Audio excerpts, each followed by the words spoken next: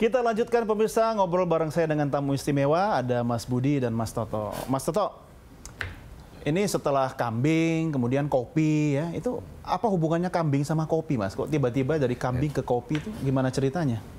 Jadi gini Mas, kalau jadi pengusaha itu ternyata ketika usaha itu sudah jadi banyak nganggurnya kan gitu. Oh. Banyak nganggur, banyak nggak ada kegiatan karena semua sudah berjalan. Oh, gitu. ini maksudnya jadi, mau ngasih tahu duitnya udah banyak gitu ya? bukan. Kita ini jadi kayak nggak ada kerjaan gitu loh. Ketika rasanya nggak produktif gitu ya. Jadi harus ngapa-ngapain gitu. Takutnya sakit nanti. Oh, karena nggak pakai mikir lagi. Betul, nah, betul. Tahun 2014 saya membuat perusahaan di bidang peternakan ini menjadi sebuah badan usaha yang istilahnya yang sudah memiliki SIUP TDP lah namanya, ibaratnya badan usaha, badan yang berbadan hukum. Kemudian sudah mulai santai karena saya punya orang yang bisa ngatasi semuanya, sudah mulai bisa istilahnya mendelegasikan pekerjaan, punya ini tim, itu ya, punya sistem, punya deposito ya. Membuat kambing ini sudah mulai memuncak, bahkan pada saat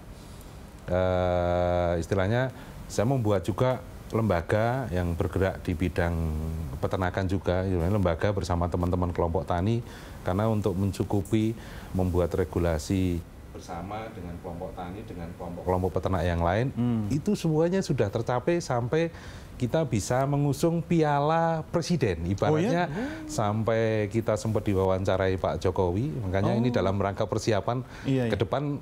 Kita harus sampai targetnya 500 karena Pak Jokowi katanya mau datang ke rumah gitu kan.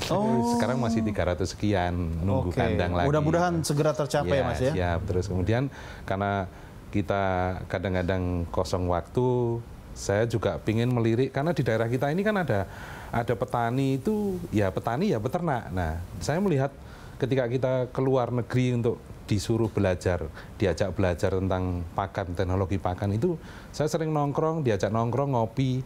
Ternyata ada pernyataan bahwa the best coffee in here adalah cup of Java. Jadi kopi yang enak ternyata kopi Jawa. Ketika kita main ke Turki, ngopi di mana? Di Australia kita belajar di Australia. Gaya. Cuma mau ngasih tahu ngopi aja di Australia. Itu juga karena diundang. Oh ya enggak apa-apa toh. Itu kan prestasi ya toh. Iya, kalau jadi setelah ngopi, kopi Jawa, Java Coffee. Kemudian ada saya terpikir, wah di rumah itu banyak kopi gitu loh, banyak kopi. Bahkan saya dulu sempat bikin acara bersama teman-teman itu ngopi kere namanya. Ngopi kere? Ya, ngopi kere. Karena harus bikin sendiri, meskipun itu orang-orang hebat. Ya. Di rumah saya harus bikin sendiri, nyeduh sendiri, dan lain sebagainya. Dan kopi-kopi yang dipakai bukan kopi yang bermerek, jadi kopi-kopi lokal. Jadi kan kita enak itu, Mas. Itu ya. Nah, kemudian saya tertarik ini, wah ini ada potensi di kampung saya, di desa saya yang bisa saya kembangkan lagi. Nah, kemudian saya mulai belajar tentang proses pasca panen, bagaimana menjadi prosesor kopi, ya, kemudian bagaimana caranya roasting, hingga pengepakan, dan lain sebagainya. Nah, akhirnya kopi itu jadi salah satu bagian usaha dari perusahaan. Jadi diseriusin ya ternyata. Iya, seriusin, alhamdulillah sampai hari ini. Apa brandnya, Mas? Kopi Seplawan. Kopi Seplawan. Artinya apa? Seplawan itu nama sebuah gua yang berada di daerah kami. Yang dulu tahun 79 pernah ditemukan arca emas yang bergambar seperti ini. Oh, jadi, ini maksudnya ini promosi ya? Iklan gratis ya? Ini melambangkan kesuburan karena itu Dewa Siwa dan Parwati. Kemudian itu saya pakai, kemudian dari kopi itu kemudian ya kita coba ikut lomba kontes kopi. Seperti kambing kan ada kontesnya, kopi ada juga. Kita ikutin, kita tes kaping dan lain sebagainya.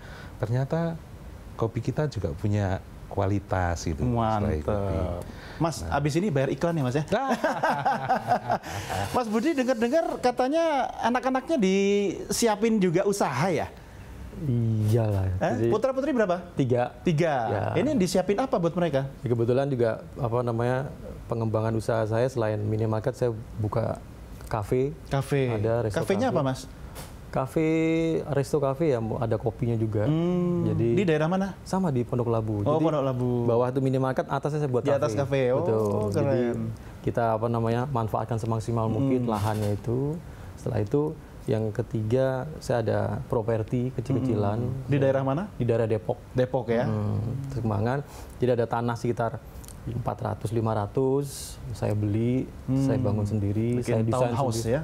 Ya gitu, paling 3, 5 gitu, saya kembangin seperti itu. Jadi karena anak saya 3, nanti saya kasih satu-satu. Oh. Jadi gitu. Jadi harus punya planning jangka panjang lah ya. Oh iya iya. Jadi itu pengembangannya ke depan seperti itu nanti. Oke. Rencana berikutnya, apakah ada rencana diversifikasi usaha atau mau mengembangkan ke bidang apa, Mas? Sementara itu ya yang harus saya kembangkan lebih jauh, karena saya sekarang lagi mencari tempat baru untuk pengembangan itu di daerah lain selain di Jakarta. Itu saya pengen itu di Bogor, di Bandung, tempat-tempat wisata lah.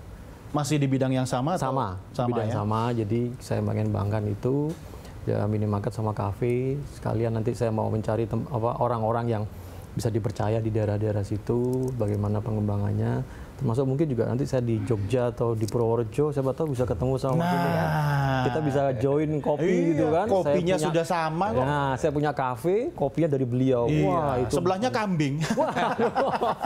Kalau kambing kopi rasa kambing. Cukup susunya aja. Oh, susu. Iya, iya.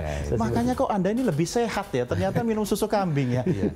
Karena susu kambing ini kan dia nutrisinya paling dekat dengan ASI. Oh. Cuman beda kemasan.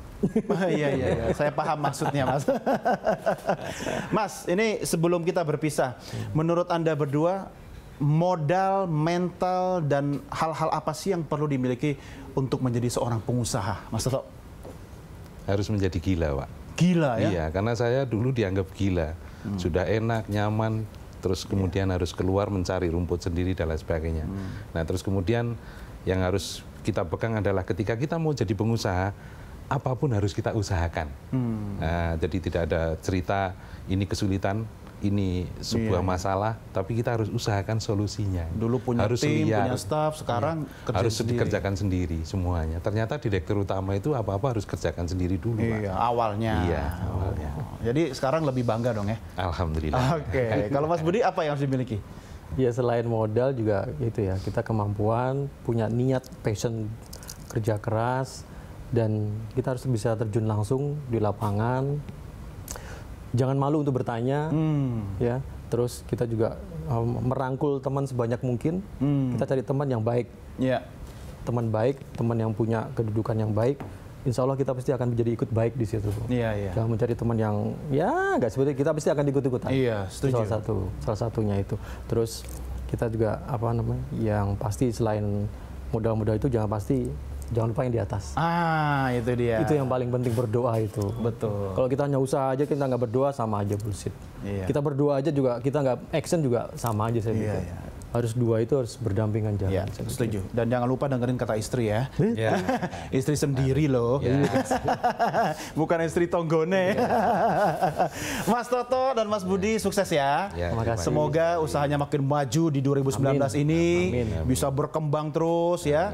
Dan jangan lupa selalu jadi orang yang berbahagia ya. Kita foto bareng dulu ya. Jadi nanti kalau aku ke tempat kambingnya Mas Toto atau ke minimarketnya Mas Budi, ada bukti ya. Bisa dapat diskon. Oke, 3, 2. Sekali lagi, 3, 2. Oke, sukses buat Anda berdua dan pemirsa. Sampai jumpa. Dadah.